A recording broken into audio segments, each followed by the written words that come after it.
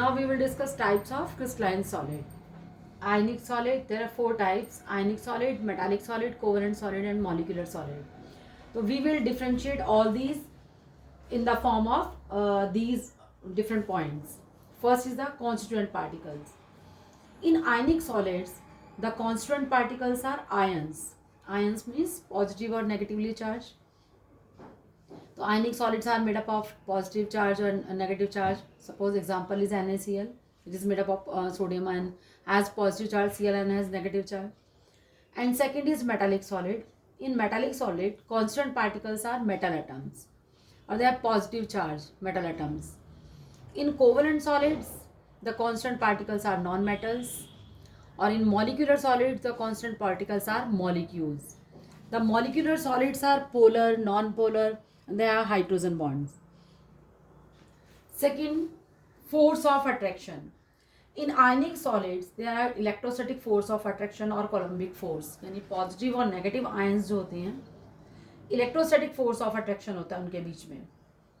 ठीक है. Second is in metallic solid, they are a metallic bond, metal metal के बीच में मेटालिक बॉन्ड होगा.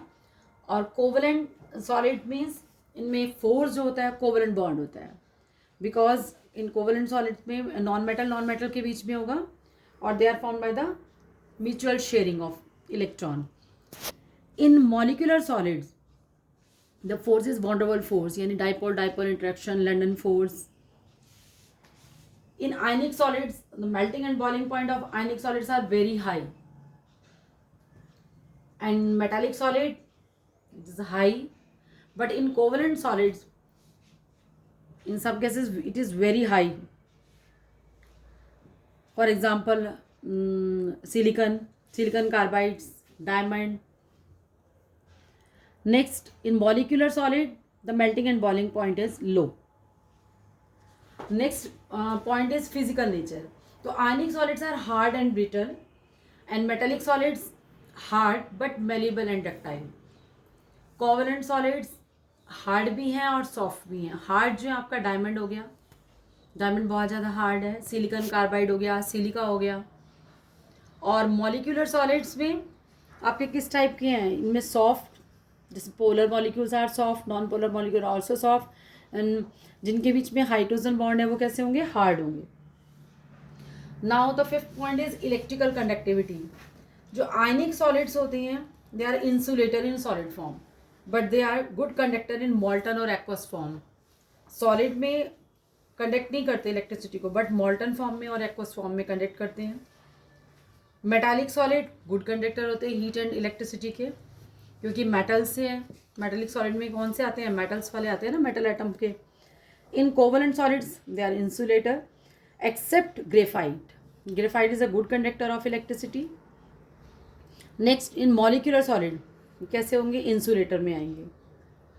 नेक्स्ट, इनमें एग्जाम्पल्स में अगर आप आयनिक सॉलिड को हम डिस्कस करते हैं तो हमारा एग्जाम्पल सोडियम क्लोराइड है, पोटेशियम क्लोराइड है, जो मेटल नॉन मेटल से मिलकर बने हुए हैं. मैग्नीशियम ऑक्साइड है, कैल्शियम फ्लोराइड हो गया, जिंक सल्फाइड एक्सेट्रा.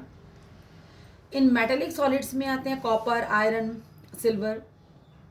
इनमें देखो मेटेलिक सॉलिड में मैंने बताया था मेटेलिक बॉन्ड होते हैं. तो किस टाइप के होते हैं इनके बीच में, सपोज आपने Fe का लिया, Fe+2 ले लिया, और इनके साथ साथ इनके इलेक्ट्रॉन्स भी होते हैं, क्योंकि Fe+2 मतलब Fe में से 2 इलेक्ट्रॉन्स निकल गए. वो इलेक्ट्रॉन्स कहाँ रहते हैं, वो भी यहीं रहते हैं. तो दीज आर कॉल्ड कर्नल्स. इनमें ही इलेक्ट्रॉन्स का फ्लो नजर आता है पूरा. इलेक्ट्रॉन्स जो है ऐसा लगता है कि इलेक्ट्रॉन्स फ्लो कर रहे हो साथ साथ, है ना. तो इनके बीच में जो होता है, यानी इलेक्ट्रॉन्स आते हैं, 2 इलेक्ट्रॉन निकल रहे हैं, वो इलेक्ट्रॉन्स भी यहीं पे आएंगे. नेक्स्ट इसका एग्जांपल कोवलेंट में, कोवलेंट बॉन्ड्स कैसे आपके वो बनते हैं, नॉन मेटल के बीच में. सपोज कार्बन के बीच में, सिलिकन, कोई भी एग्जांपल आप ले सकते हो नॉन मेटल के बीच में जो बनते हैं. नेक्स्ट इज मॉलिक्यूलर सॉलिड्स के example, polar molecules, non polar. Polar, you take any example, HCl, Cl negative charge, H has positive charge, SO2, CO2. Non-polar molecules I2, H2, Br2, Cl2.